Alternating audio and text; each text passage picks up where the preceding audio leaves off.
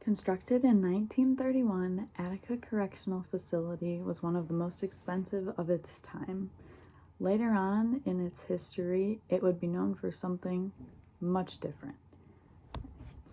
The prison riot of 1971.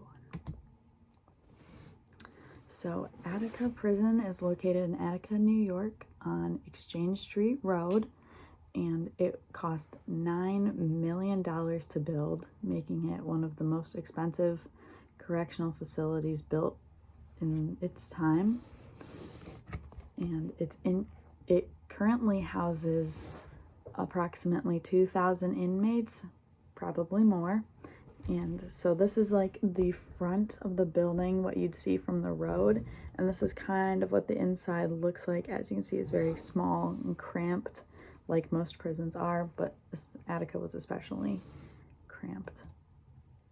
So the prison design, like I was just saying, the cell right here, super small and super cramped, but there's a desk, a bed, a toilet right there, like it's a single person cell. And then this is kind of laid out in quadrants. So there's the A, B, C, D yard, and the cells are surrounding it. And this huge wall outside is to prevent escapes. It's 2 feet thick, 30 feet high, and this is completely surrounded by guards. Very hard to get through, and not many escapes were made from there. So earlier in the semester, I did my serial killer project on David Berkowitz, also known as the son of Sam killer. If you don't remember, he confessed to murdering several people in New York during the 1970s. I later found out that he was actually sent to Attica Prison, and there he is right there. He was working during the summer of 1979. He was on work duty, and he was slashed in the neck and received 50 to 60 stitches, and his the guy who slashed his neck was only found recently, and he is right here. His name is William E. Hauser, and this is a clip of the newspaper article, just kind of describing what happened, and everyone was shocked. So the living conditions, like most prisons, not great. Most of the inmates spent up to 14 hours in their cells, and that was where most of their time was. They didn't really get much rec time. There was horrible medical care, and most of the inmates went with undiagnosed sicknesses, illnesses, injuries. There really wasn't much for them at all. Like most prisons, prison food was not good. Attica's was especially foul. Some inmates even described it as inedible, which is not something any of us would want, but theirs was barely edible.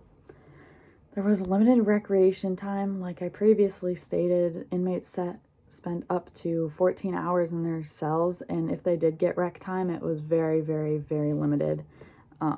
The other 10 hours of the day were spent eating, working, really not much free time at all. This is a short clip that kind of summarizes those working conditions and why they led to this huge riot. Also, the lack of employee training really led to a dehumanizing situation. So this is just going to explain a little bit about the riot. In 1971, Attica prison riot started as a rebellion against inhumane prison conditions. An organized group of prisoners detained in this New York State prison sent a manifesto to the Commissioner of Prisons that read, "The guards no longer consider to respect us as human beings." In the end, the riot would last a total of 5 days and take 39 lives. The whole truth behind this story has only recently been uncovered, as the prisoners involved were finally allowed to tell their side of the story, following a 4-decade-long cover-up. So as you heard, very dehumanizing place, and these prisoners were looking for a better living condition and decided to riot in order to change. So the prison riot took place September 9th, 1971, And it started with Company B, that block of cells. The inmates were off to breakfast and found out one of their fellow inmates was to be sat and isolated through their breakfast, so he wasn't getting a meal. And so half of the company was like, we're gonna go back to our cells and protest, like, this is unfair, this is not right.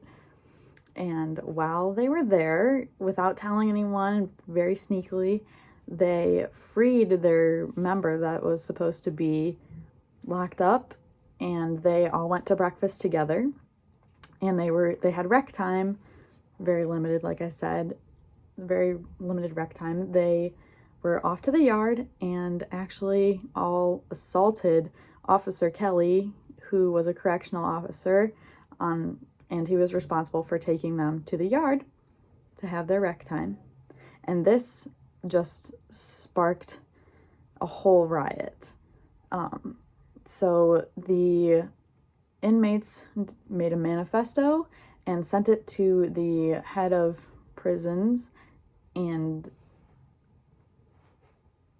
demanded better living conditions and, like, rights, pretty much basic human rights. So negotiations lasted for 4 days, and it was headed up by Frank Big Black Smith and Elliot James L.D. Berkeley and the local authorities. The authorities did actually end up agreeing to most of their 28 demands. And with the whole riot, with the prisoners taking 42 staff members hostage, only one officer was killed and only 4 inmates were harmed. Many people thought the Muslim community that was within the prison were the ones that killed people, but they were actually protecting them and praying for them. So I know I'm sitting here talking about this riot, but these images really show how horrible it was. You can see in this image, there's some prisoners with their hands behind their head, kind of surrendering, being taken. And then this is just some of the destruction, like windows smashed, books flown everywhere. And this is a photographer there taking pictures. And here's a video. Let me click video from NBC, 4 days. This is the 4th day of the video, and this is just kind of a quick recap.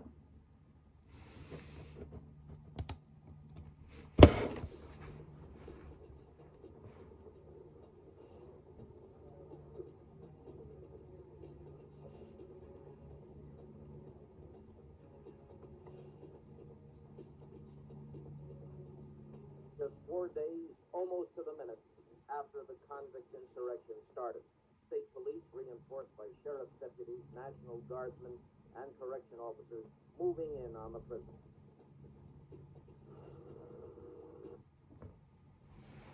Attica became known for this prison riot, but also something else. This was very racially sparked, coming right off the civil rights movement. Attica is a mostly black correctional facility, so these men were there protesting for equal rights, as many people are doing today as well. So maybe we could learn something from Attica and implement a little more equality in our lives.